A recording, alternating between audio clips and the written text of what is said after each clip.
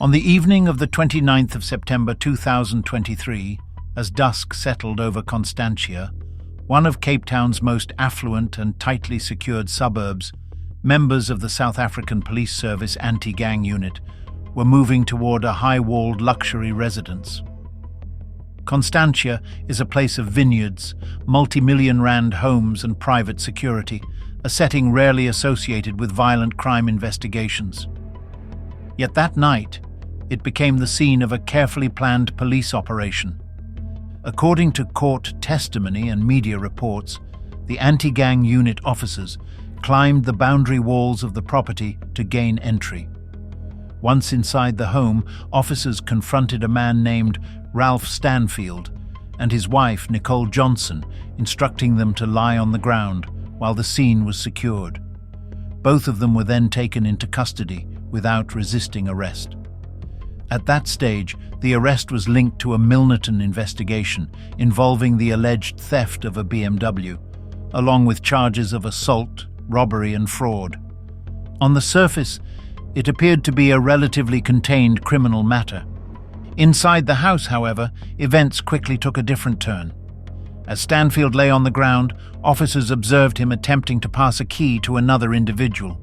The action drew immediate attention. Officers seized the key and traced it to a safe located inside the residence. When the safe was opened, police discovered a shotgun and ammunition. No valid firearm license was produced at the scene. As a result, additional charges for the illegal possession of a firearm and ammunition were immediately added to the case. At the time, the SAP stated that the arrests formed part of a broader anti-gang unit probe into organized criminal activity.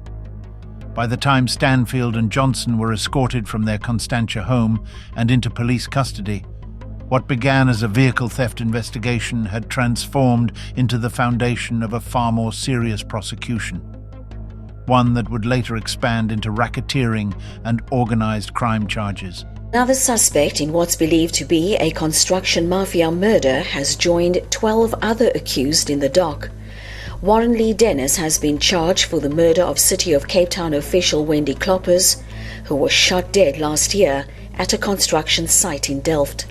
The state says the accused are all members of the firm, a criminal gang operating across the Western Cape and led by accused one Ralph Stanfield. The accused, including Stanfield's wife Nicole, were led into court under tight security. They face multiple charges including murder, attempted murder, illegal possession of firearms and ammunition, as well as robbery and fraud. The state says this case will likely end up in the High Court.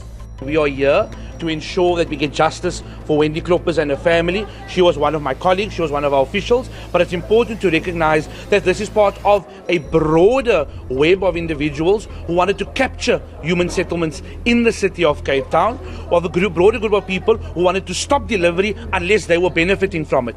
After the arrest, investigators say the real story of Ralph Stanfield and Nicole Johnson begins to unfold, not as a single crime, but as a long-running web of violence, gang alliances, corruption allegations, and power struggles that stretch across Cape Town's underworld and into the corridors of government. Prosecutors allege that Ralph Stanfield is not merely associated with gang activity, but that he rose to become a central figure within a group known as the Firm, a structure the state links directly to the notorious 28's gang network.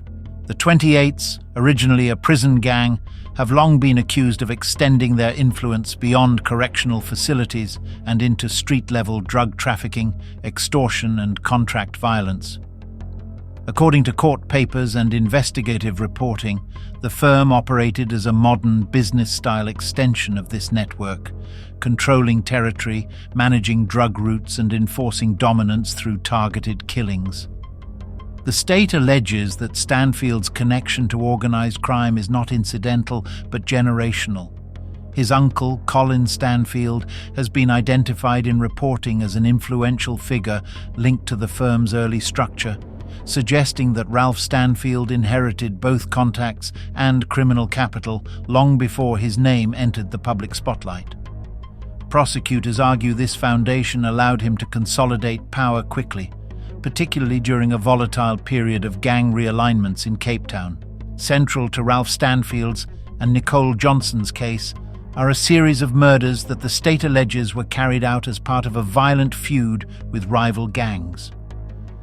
One of the most high-profile victims is Rashid Zulfikar Staggy, former leader of the Hard Livings gang, who was gunned down outside his Salt River home in December 2019. Rashid Staggy died in a hail of bullets in his car outside his family home. The entrances to London Road remained cordoned off for hours as forensic teams and detectives investigated the shooting. Some members of Staggy's family claim his son was also shot in Mitchell's Plain. Police say they have not received any such reports. In 2003, Staggy was sentenced to 15 years for kidnapping and rape. The following year, he was convicted of burgling the Fora police armory. He was released on parole 9 years later. In 2016, he was arrested in Cape Town and faced charges of unlawful possession of firearms and stolen property. Just who is Rashid Staggy right now? I'm a man of honor and a man of peace and work for the community. Yes. Staggy converted from Islam to Christianity in later years and was said to have been motivating young people against gangsterism and drug abuse. The twin brothers were legendary gang leaders in the 1990s, both taken out in London Road 23 years apart. The family could not confirm whether Rashid's murder is gang-related. The killing shocked the city. Rashid was unarmed in front of family members and shot in broad daylight.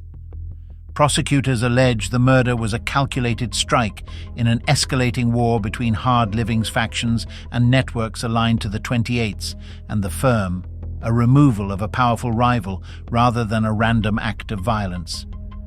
The indictment also links Stanfield's network to the murder of William Red Stevens, a figure associated with the 27s gang, another powerful prison-born organization that has long been at odds with the 28s.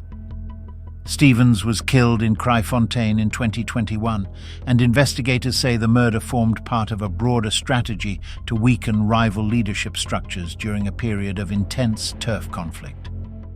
Another killing cited by prosecutors is that of Wendy Kloppers, a City of Cape Town official who was shot dead in the township of Delft in February 2023.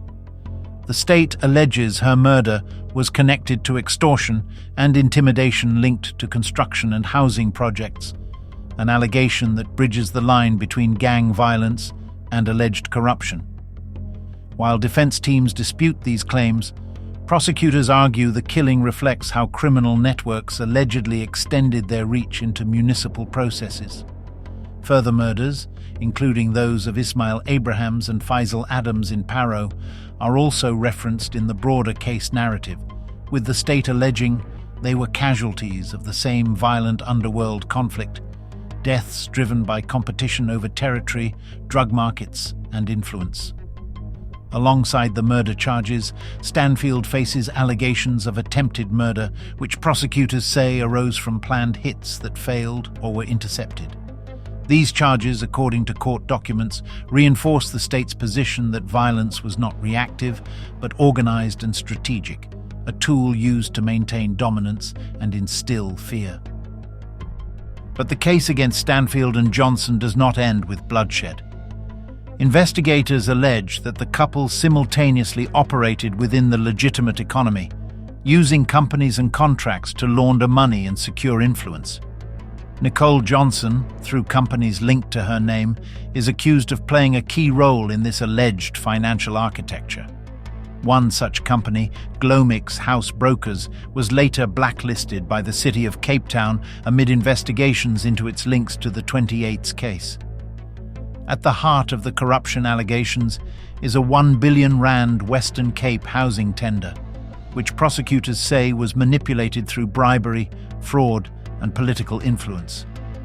The case drew national attention when charges were provisionally withdrawn in 2025 to allow investigators to finalize evidence, a move the state insists does not amount to exoneration. The allegations suggest that housing projects intended for vulnerable communities were exploited as revenue streams within an alleged criminal enterprise. These claims have fed into broader concerns about what has been described as a construction mafia, a shadow economy in which gangs allegedly intimidate contractors, disrupt building sites, and demand control over public sector projects. In this narrative, housing becomes not just shelter, but currency, a means of extracting power, money, and loyalty. More than 10 people have been killed and several others injured by extortion rackets targeting housing projects in the city. Wendy Kloppers, who worked in the city's Environmental Affairs Department, was gunned down while conducting a site visit at Symphony Way housing project in Delft 2 weeks ago. The city says 4 housing projects have been affected by an alleged syndicate that threaten and intimidate contractors. Another controversial chapter in Stanfield's story is the Ayepiep lifestyle saga.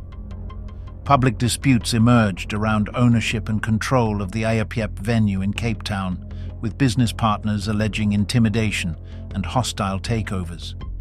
Stanfield has publicly denied wrongdoing, but the saga added to perceptions of a figure operating at the intersection of nightlife, celebrity culture, and organized crime.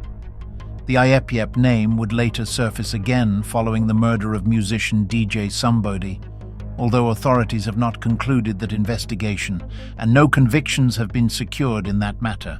Stanfield's alleged criminal ascent has not gone unchallenged. Prosecutors say his rise triggered violent retaliation. Members of his extended family and associates have themselves been killed in gang-related attacks, illustrating the cyclical nature of underworld power struggles, where dominance is temporary and violence begets violence. The feuds described in court documents paint a picture of a city fractured by competing syndicates.